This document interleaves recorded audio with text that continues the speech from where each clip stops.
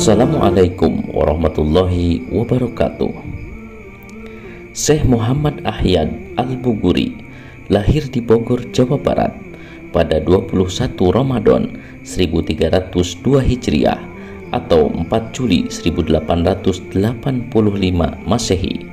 Sedangkan di referensi lain seperti kitab Jawahir Al-Hisa disebutkan lahir pada tahun 1303 Hijriah, tepatnya 22 Juni 1885 Masehi di Ciwaringin, Bogor.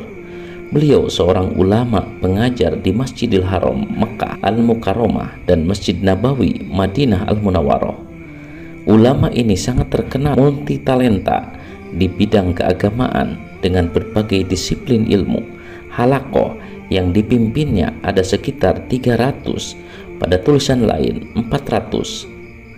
Talabah yang selalu setia mendengarkan kajian yang dibawakannya. Bahkan ulama-ulama yang berasal dari Malaysia, Thailand, Hindia Belanda, Indonesia sekarang meminta tambahan waktu khusus di tempat kediamannya. Jika ditelusuri asal muasal Syekh Muhammad Ahyad Al-Buguri, anak seorang ulama Bogor, sekarang kota Bogor, tepatnya di daerah Bantarjati, cicit dari Tubagus Mustafa Bakri, anak yang berjasa menyebar agama Islam di kota Bogor, murid dari Sunan Gunung Jati. Salah satu peninggalannya berupa Masjid Mustafa Bakri dan pesantrennya masih ada di Bantarjati, Kaum Bogor, yang diabadikan menjadi salah satu masjid cagar budaya kota Bogor. Ayahnya bernama Kiai Haji Muhammad Idris bin Abi Bakar bin Tubagus Mustafa Bakri. Semasa kecilnya, Syekh Muhammad Ahyad mendapat didikan dari orang tuanya dan guru-gurunya dengan mengutamakan pendidikan agama yang kuat seperti membaca Al-Quran, nahwu shorof, fikih, hadis baik dengan metode hafalan, sorogan, dan balagan telah dilalui dengan baik. Sendi-sendi Islam tertanam baik menurut pengukuran kedua orang tuanya, baru dilanjutkan dengan pendidikan umum saat itu agar dapat selaras dan seimbang pada masanya. Orang tuanya menyekolahkan ke sekolah Belanda full school sampai ia menamatkan di Mulo setingkat SMP sehingga fasih bahasa Belanda. Untuk menjelajah ilmu agamanya pada tahun 1899 Masehi, tepatnya saat usia baru 15 tahun, ia berangkat ke Haramain, Mekah Madinah untuk berguru kepada syekh-syekh Masjidil Haram yang selalu menjadi impian dan cita-citanya karena selalu diceritakan sang ayah yang memiliki sahabat pengajar di Masjidil Haram Mekah, yaitu Syekh Mukhtar Ibnu At-Torid Al-Buguri, dan buyutnya juga Syekh Mustafa Bakri Al-Buguri dimakamkan di Mekah Al-Mukarramah.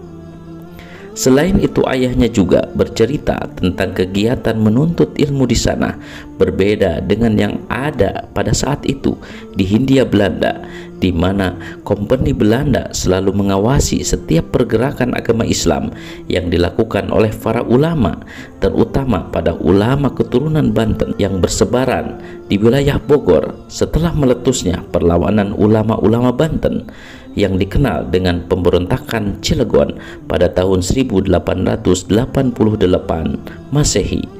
Karena Belanda menghina sebagian ajaran Islam dan menyengsarakan rakyat petani. Kehausan akan ilmu agama ia buktikan selama di Mekah dan Madinah. Ia berguru ke banyak guru dengan berbagai disiplin ilmu. Ia mendatangi halaqah-halaqah masyaikh terkenal dunia. Ia kuasai ilmu-ilmu dari awal sampai akhir, menamatkan, dan prestasinya sangat menonjol lebih dibandingkan teman-teman seangkatannya. Di antara guru-gurunya sebagai berikut: Syekh Mukhtar Ibnu At-Torid Al-Buguri, Syekh Bakir Ibnu Muhammad An-Nur Al-Jukjawi, Syekh Ahmad Sanusi, Syekh Ahmad Muhammad bin Ahmad Ridwan Al-Madani, Syekh Abbas bin Muhammad bin Ahmad Ar-Ridwan, putra Syekh Ahmad Muhammad bin Ahmad Ridwan Al-Madani, dan Syekh Muhammad Abdul Hayy Al-Kitani. Di antara guru-gurunya yang paling mendalam dan yang menjadi rujukan utamanya adalah Syekh Mukhtar At-Torid Al-Buguri. yang kelak di kemudian hari menjadi mertuanya, sahabat ayahnya, dan yang memperkenalkan kepada ulama-ulama dunia agar Muhammad Ahyad dapat diperkenankan menjadi pengajar di Masjidil Haram. Setelah diperkenankan mengajar di Haramain dengan berbagai disiplin ilmu untuk membantu gurunya Syekh Mukhtar At-Torid, beliau pun tetap berguru ke masyaikh yang lain, bergabung pada halakoh-halakoh ilmu baik di Mekah maupun di Madinah. Pada mulanya, pengajaran yang dilakukan seputar kitab faraid dan fikih Asy-Syafi'i. Namun setelah wafat gurunya, Syekh Mukhtar At-Torid tahun 1930 Masehi, ia diamanahi sebagai pengajar berbagai disiplin ilmu, menggantikan posisi gurunya dengan jumlah santri sekitar 300 talabah yang datang dari segala penjuru dunia, lebih khusus di kalangan Melayu. Dari sekian jumlah santrinya, terekam secara historis beberapa ulama mencatatkan pernah berguru langsung kepada Syekh Muhammad Ahyad adalah Syekh Husain Al-Palimbani, Syekh Abdul Qadir Ibnu Muthalib Al-Mindili, Syekh Sodik Ibnu Muhammad Al-Jawi, Syekh Zakaria Bela, Syekh Yasin Ibnu Isa Al-Padani, Said Muhsin Ibnu Ali Al-Musawwa, Said Hamid Ibnu Awal Al-Kab, Syekh Jain Ibnu Abdullah Al-Bawayani, dan Syekh Abdul Karim Al-Banjari. Nama-nama muridnya ini yang menjadi ulama-ulama besar di daerahnya. Hal ini tentu masih banyak lagi ulama-ulama lain yang pernah berguru kepadanya, namun tidak terekam jejaknya secara historis. Sumbangsih Syekh Muhammad Ahyad Al-Buguri dalam mengajar ilmu agama di Masjidil Haram dapat digali dari beberapa pengalaman muridnya yang menuangkan pada karya-karyanya. Pengajian yang dilakukan di Masjidil Haram dan Masjid Nabawi Madinah menurut santri-santrinya sangat berkesan, dapat merasakan ilmu yang dapat merasuk ke lubuk sanubari hati terdalam. Bahkan sebagian santrinya, terutama yang berasal dari Melayu, Hindia Belanda, Indonesia, sekarang Malaysia, meminta waktu tambahan belajar di tempat kediamannya dan beliau menyetujuinya.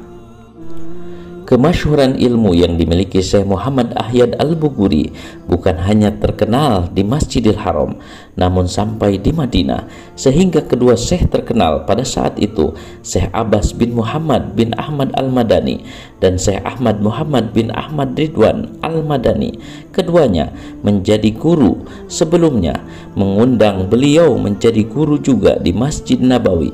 Kepercayaan dari gurunya tentu tidak disia-siakan, ia jalankan dengan sepenuh hati, penuh dengan keikhlasan. Ilmunya sangat mendalam karena ia praktekkan dalam kehidupan sehari-harinya sebagai penganut tarekat Qadariyah wa Naqsabandiyah yang setia. Syekh Muhammad Ahyad Al-Buguri meninggal dunia pada usia 67 tahun, tepatnya 9 Sopar 1372 Hijriah atau 29 Oktober 1952 Masehi, dimakamkan di pemakaman Ma'la Mekah Mukarramah berdekatan dengan makam guru utamanya dan sekaligus sebagai mertuanya, Syekh Mukhtar Ibnu At-Torid Al-Buguri. Semoga bermanfaat.